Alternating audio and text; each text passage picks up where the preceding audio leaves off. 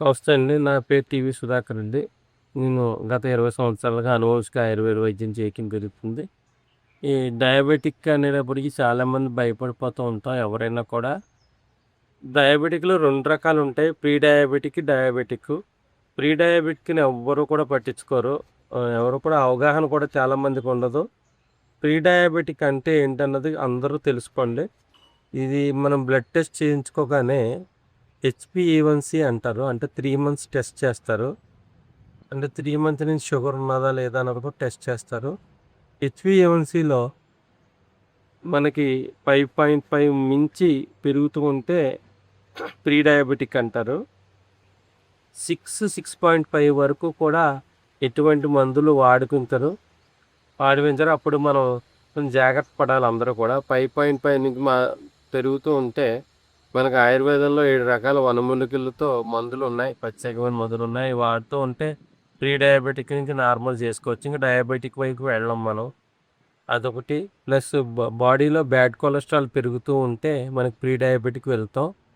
అందు గురించి అందరూ కూడా గమనించవలసింది ఏంటంటే మనకు బ్లడ్‌లో కొలెస్ట్రాల్ లెవెల్స్ ఉన్నాయో లేవో చూసుకుంటూ ఉండాలి. అందు గురించి అందరూ చేయవలసిందంటే 2 వెల్లుల్లి రెమ్మలు భోజనం ఫస్ట్ ముద్దలో వేసుకుని తినటం అలవాటు చేసుకోవాలి. అలా అలవాటు చేసుకోవటం వల్ల బాడీలో బ్యాడ్ కొలెస్ట్రాల్ ఫామ్ అవ్వకుండా ఉంటుంది. ఈ ప్రీ డయాబెటిక్‌లో ఉన్నప్పుడు చాలామందికి కొంతమందికి నైట్ టైమ్ యూరినేషన్‌కి వెళ్ళటం ఎక్కువ జరుగుతూ ఉంటది. కొంతమందికి అరికాళ్ళ మంటలు, తిమ్మిర్లు ఉండవు గానీ అరిపాదాలు నొప్పులుంటాయి కొంతమందికి. వీపు వెనక భాగం కూడా నొప్పిగా ఉంటది.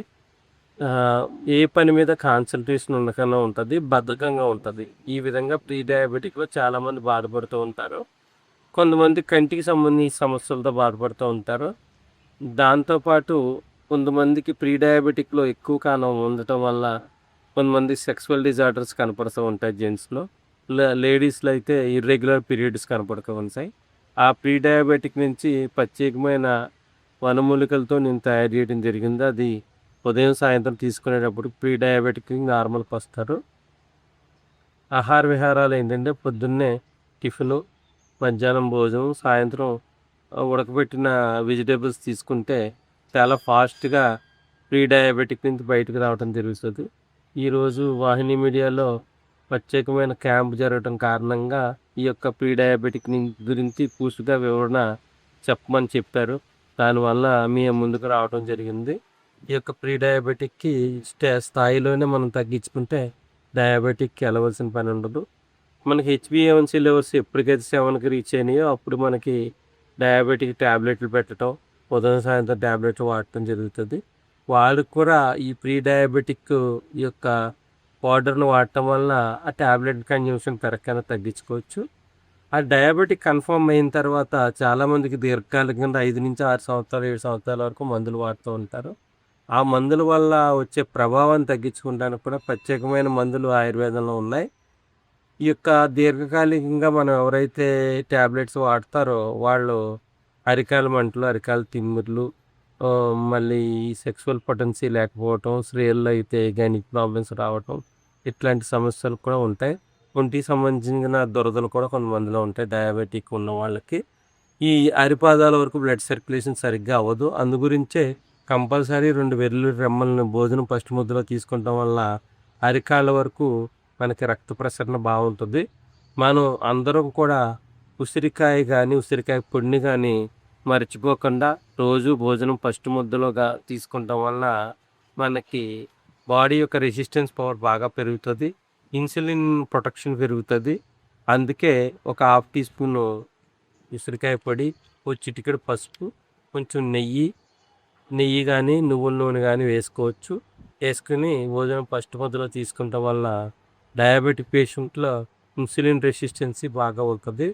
ఈ యొక్క దాన్ని తెలుసుకోవాలి. చాలామందికి రక్త ప్రసరణ సరిగ్గా లేకపోవడం వల్ల అరిపాదాలు రక్త ప్రసరణ లేకపోవడం వల్లే అరికాళ్ళ మంటలు, తిమ్మిర్లు కూడా స్టార్ట్ అవుతూ ఉంటాయి. దానికి సంబంధించిన ప్రత్యేకమైన మందులు ఉన్నాయి. మనకి ఈ ప్రీ డయాబెటిక్ స్థాయిలోనే అందరూ కూడా ముందుగా తెలుసుకోండి.